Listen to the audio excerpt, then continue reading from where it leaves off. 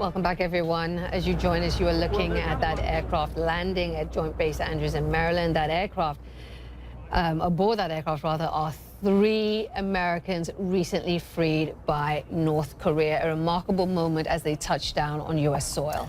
They were released after the U.S. President Donald Trump officially requested that of the North Korean leader Kim Jong-un, who granted them amnesty.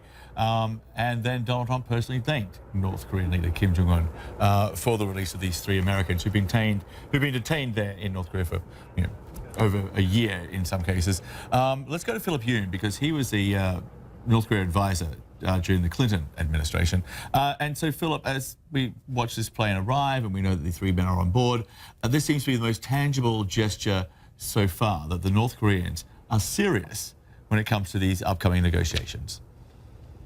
Yeah, I think it's a very good sign. I think one of the things that we have to do with North Korea is not get too high and not to get too low. We've been through this before in many ways, but if success is going to happen, this is what it's going to look like. As we've been hearing earlier, a lot of it's going to depend on the summit and where it goes. And most people have to remember that 6 months ago, tensions were really high. And if this summit doesn't work, if for some reason they can't bridge this gap over denuclearization, we're going to be right back to where we were 6 months ago. So that's something that people have to remember. That's why there's a lot, it's a high stakes here. The other thing I just thought I'd point out, just push back a tiny bit here, it's great that these hostages are back, the detainees are back. I feel grateful, great for their families.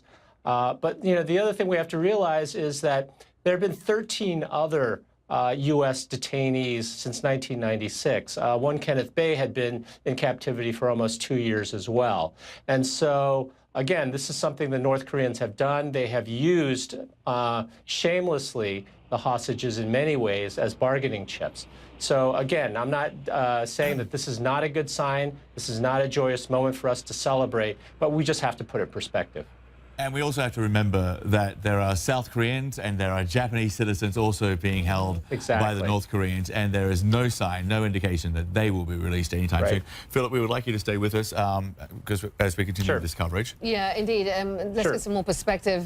Philip, we thank you. John Delury joins us now to also help us analyze what we're looking at. And John, I mean, you heard Philip say you don't get too high, you don't get too low when you're dealing with North Korea, that this is an important moment, but, the North Koreans are known to exploit hostages and prisoners.